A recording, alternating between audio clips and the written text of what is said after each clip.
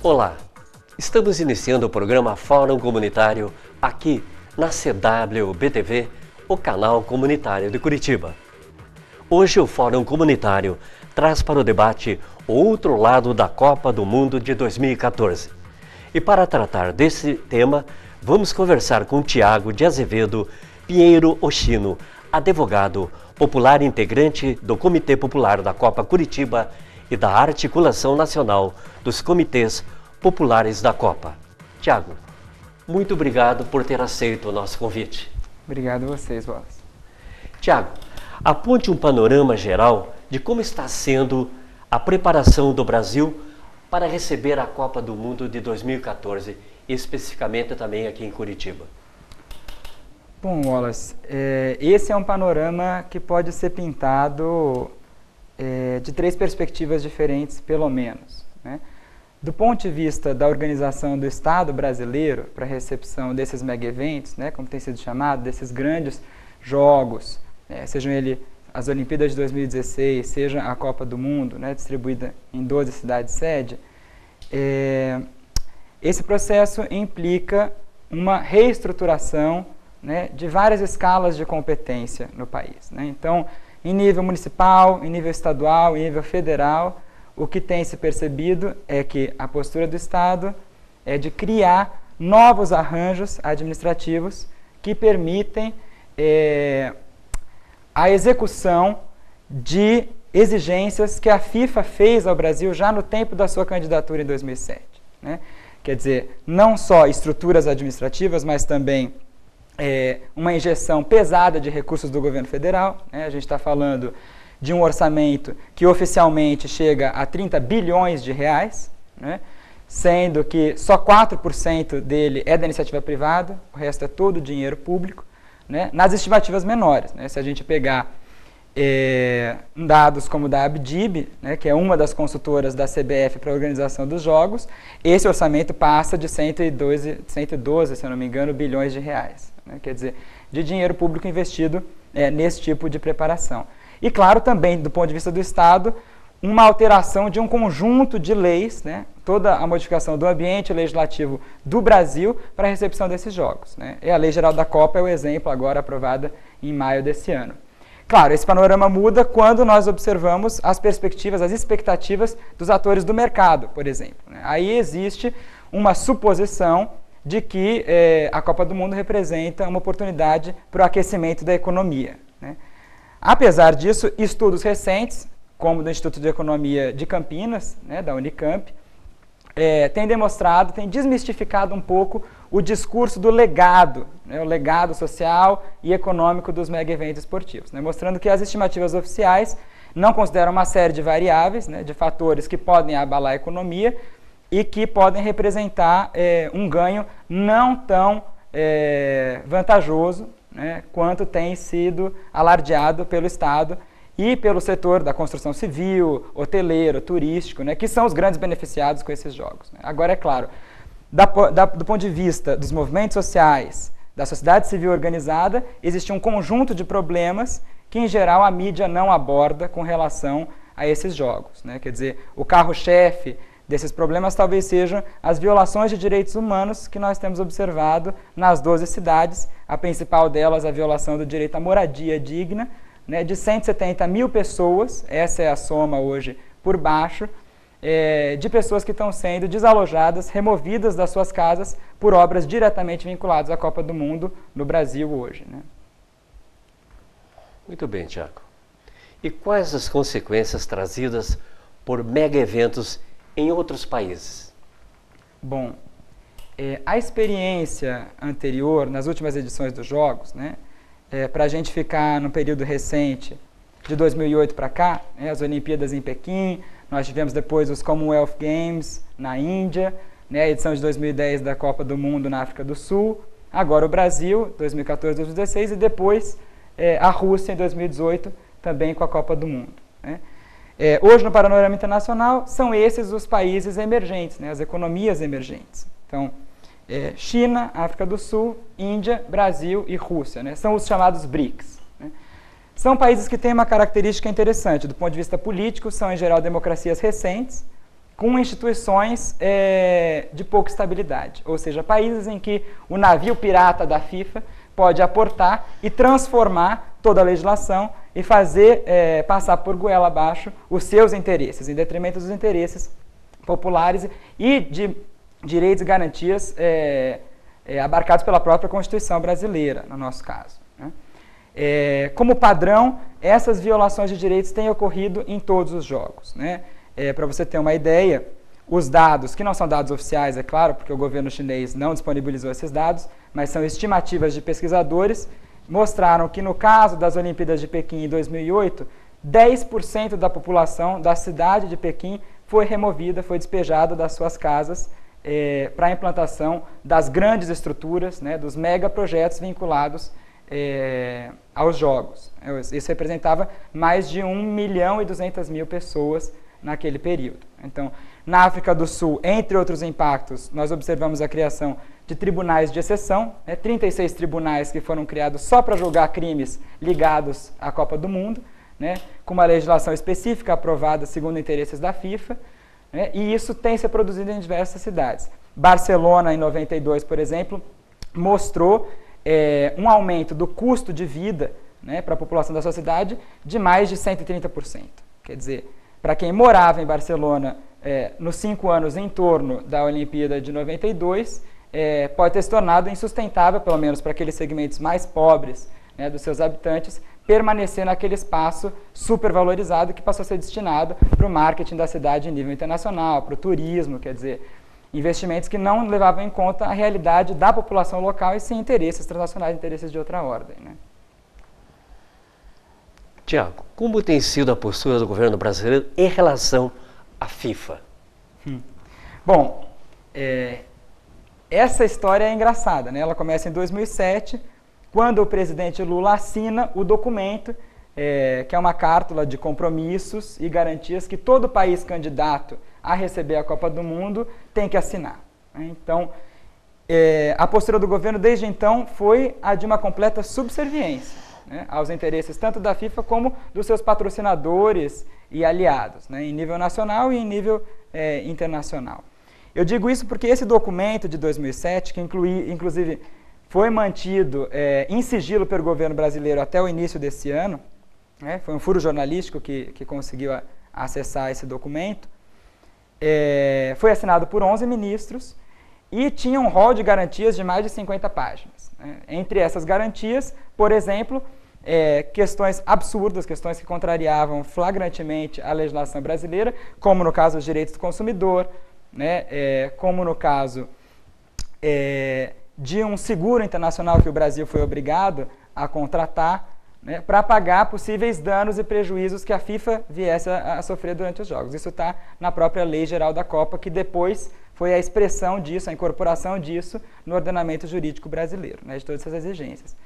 Além disso, a FIFA exigia, por exemplo, medidas de segurança, né? Há pouco tempo foi aprovado pelo Ministério da Defesa que o Exército Brasileiro, as Forças Armadas, vão poder estar na rua para fazer a segurança dos Jogos, sejam os Jogos Olímpicos, seja a Copa do Mundo, né, dos grandes eventos. A gente fica se perguntando a segurança de quem exatamente que está sendo protegida com o Exército na rua, né?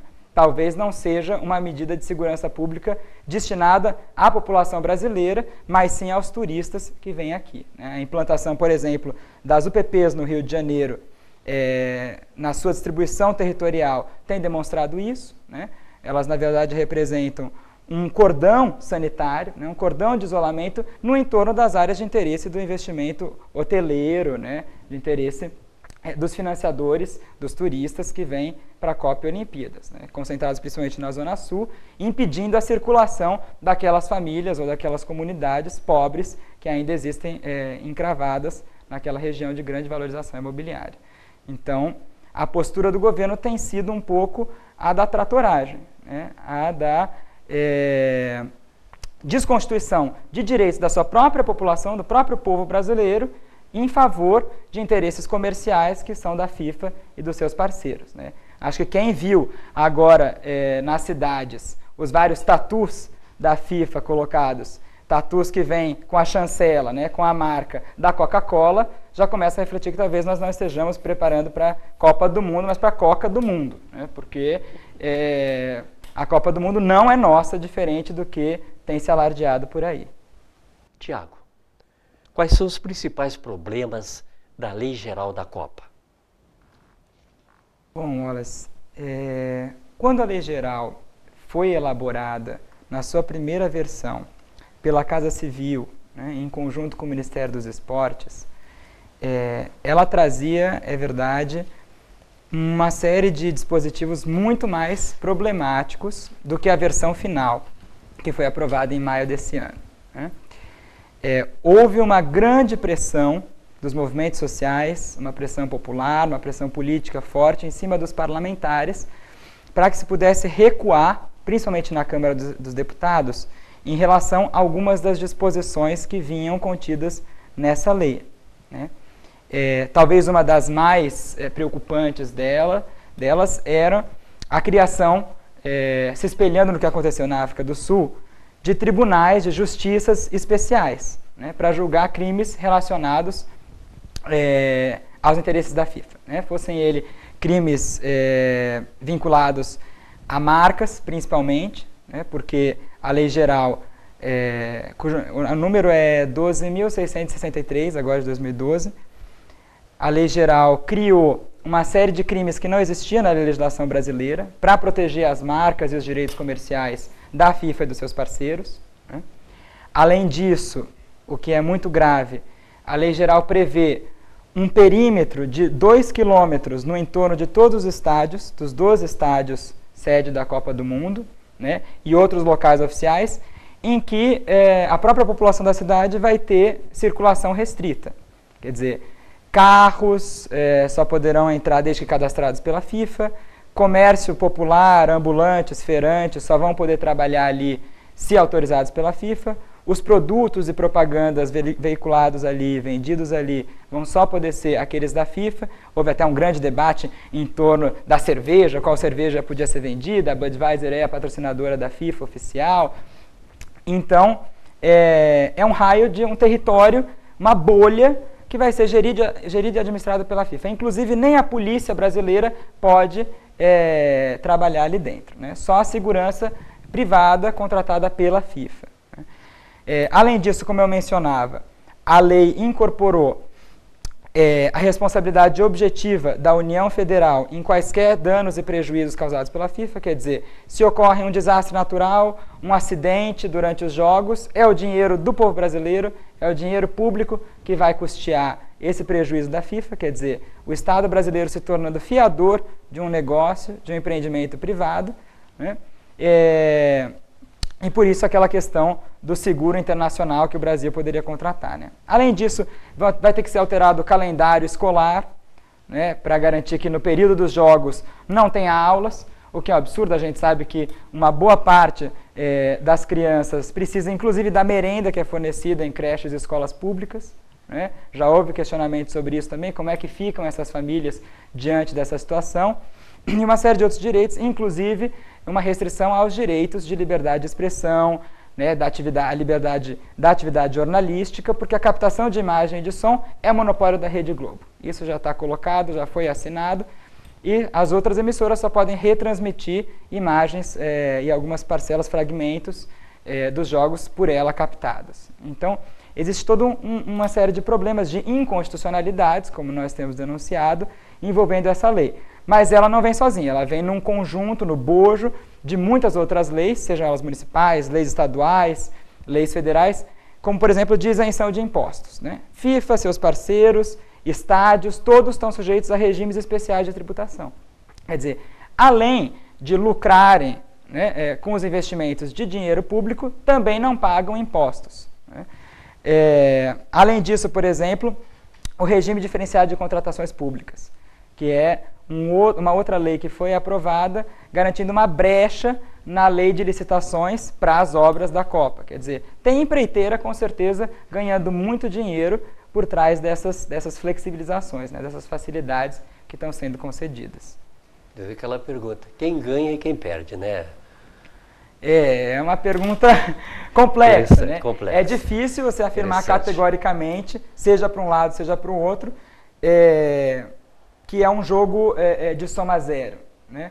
Óbvio, existem muitos interesses, uma gama complexa de interesses em jogo, né? Alianças que são transescalares, que ela passa desde atores locais muito pequenos de cada cidade até interesses do próprio Brasil de se projetar internacionalmente, quer dizer, para o Brasil politicamente receber uma Copa do Mundo significa o baile de debutante no cenário internacional. Para o país, isso significa a confirmação dele como uma economia global, como um global player, né, nessa nova configuração do capitalismo contemporâneo. Então, esses interesses eles são políticos, eles são econômicos e, às vezes, eles são interesses também das administrações municipais. Quando a gente observa que, em algumas cidades, a desculpa da Copa do Mundo tem sido usada, por exemplo, para remover a população em situação de rua do centro das cidades, né? Ou remover ambulantes, feirantes, ou então obrigar usuários de drogas, como é o caso de São Paulo, a serem compulsoriamente internados com uma suposta medida de saúde pública, né? Sendo que essa tem uma pauta muito mais de segurança, a forma como ela tem sido implementada, do que de saúde, porque o atendimento mesmo dos usuários é a última questão aventada nessas intervenções. Então, é difícil dizer quem ganha ou quem perde, mas com certeza é possível afirmar que a distribuição de vantagens e desvantagens ela não é justa, ela não é equilibrada entre as populações pobres das cidades e os atores do mercado que mais lucram com os jogos da Copa. Muito bem, Thiago. E em Curitiba, quais são os projetos e obras que estão violando direitos da população? Bom, em primeiro lugar, preciso dizer que Curitiba foi palco agora de uma das principais engenharias, das mais esquisitas engenharias financeiras e jurídicas, né, que foi elaborada para garantir que a Copa saísse, né, que foi a concessão de 90 milhões de reais na forma de potencial construtivo para o Clube Atlético Paranaense, né? Nada contra o clube, nada contra os atleticanos, né? Mas tudo contra a injeção de dinheiro público numa obra inteiramente privada, né? E sem praticamente contrapartidas que equivalessem esses recursos. Então, o Tribunal de Contas do Estado do Paraná acaba de reconhecer que o potencial construtivo, né, que é um título público, é sim dinheiro do povo e precisa ser fiscalizado e questionado, né, controlado. Então, essa é uma das questões de interesse geral, né? Em primeiro lugar, investimento de dinheiro público sem consulta à população em obras particulares, né? Outra questão que é muito grave diz respeito às remoções de famílias, né, aos deslocamentos. Hoje já a obra do Aeroporto Internacional Afonso Pena não vai mais sair até 2014. Né? As projeções são para 2016 em diante, é uma obra complexa de ampliação, de construção da terceira pista, né? Mas ela está implicando hoje na ameaça de mais de 500 famílias que habitam há 20 anos, pelo menos, no entorno do aeroporto e que não foram até agora nem notificadas, nem pelo município, nem pelo Estado do Paraná, que é o responsável pelas desapropriações, concedendo informações sobre como elas vão ser reassentadas dali ou indenizadas. Quer dizer, as famílias estão completamente no escuro. Existe uma grande insegurança por parte daquelas comunidades, pelo menos 5 vilas, né, ali vão ser impactadas, e que não tem respeitado o mínimo do procedimento administrativo das desapropriações, né? O próprio poder público não tem informações para conceder quando questionado. Essa é uma outra questão. E, por fim, o próprio processo, que já é bem característico de Curitiba, né, que tenta se projetar como uma cidade modelo, mas que, na realidade, tem aprofundado nos últimos anos a exclusão entre ricos e pobres, né, a 17ª cidade mais desigual do mundo pela ONU, a própria higienização social dessas populações já vulneráveis, né, quer dizer, moradores em situação de rua, profissionais do sexo, vendedores ambulantes, tem sim se queixado de um aumento da repressão e da segregação, principalmente no centro da cidade. Então, basicamente, essas intervenções vêm acompanhando a tal da maquiagem urbana para os Jogos da Copa do Mundo, né? Além de outras grandes obras de mobilidade urbana, o corredor metropolitano é um desses casos, né? Mas que essas também, por uma pressão popular, têm sido alteradas no seu trajeto para tentar minimizar os impactos nos direitos humanos. Tiago, a sociedade civil está resistindo a essas violações. Fale sobre os comitês populares da Copa e a articulação nacional dos comitês.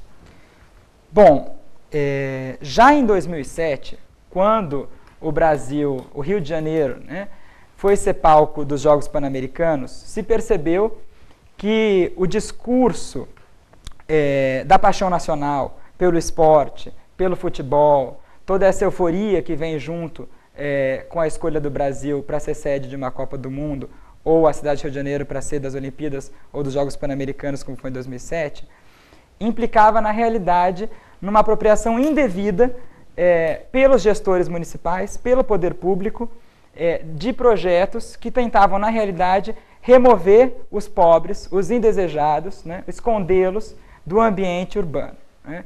Se a cidade como Rio de Janeiro quer se colocar como um cartão postal, o que ela faz é isso, né, varrer a pobreza e os problemas para debaixo do tapete. Em 2007 já foi constituído um comitê social dos Jogos Pan-Americanos, né. Então, essas comunidades resistiram e algumas conseguiram permanecer se contrapondo, enfrentando projetos que previam o seu deslocamento. Foi essa a inspiração que deu origem, em 2009, aos primeiros comitês populares da Copa, né, que são coletivos que envolvem sindicatos, pesquisadores de universidades, né, movimentos sociais, principalmente movimentos de moradia, coletivos alternativos de mídia e cultura, entidades de direitos humanos, né, juntos, buscando questionar, desmistificar esse lado positivo, todo esse brilho que vem com os jogos, tanto produzindo informação quanto organizando, contribuindo nas lutas sociais, na organização popular, para enfrentar essas violações de direitos, né. Hoje, os comitês atuam nas 12 cidades sede da Copa do Mundo e estão organizados também numa plataforma nacional, que é essa articulação dos comitês populares da Copa e Olimpíadas, que, entre outras coisas, foi responsável, né, por uma denúncia internacional que repercutiu na Organização das Nações Unidas em maio desse ano, onde o Brasil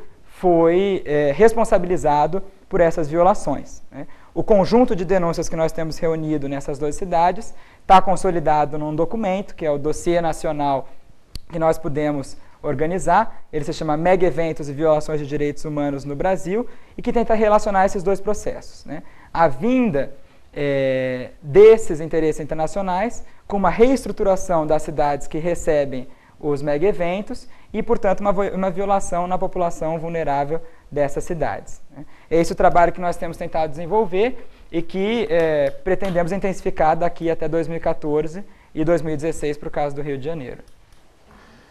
Tiago, e como as pessoas que estão nos assistindo podem saber mais e participar desse debate? Bom, existe um portal nacional, né, que pode ser acessado livremente por qualquer pessoa na internet. Nesse portal estão disponíveis a maior parte dos nossos documentos e informações sobre as atividades que a gente tem desenvolvido.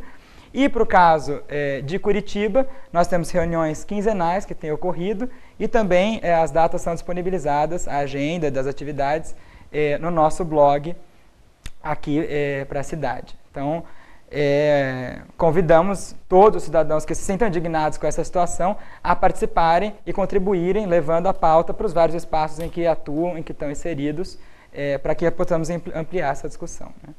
Tiago, aproveitando mais um minuto do nosso programa, aquelas desapropriações de imóveis, você acompanhou há uns meses atrás pela mídia? No caso da Arena da Baixada, exatamente. Ali ocorreram algumas desapropriações de imóveis, devido a uma exigência também da FIFA de estruturação do espaço, né? Inclusive, aquela praça em frente ao estádio do Atlético vai ter que ser completamente remodelada para atender também a essas exigências, né?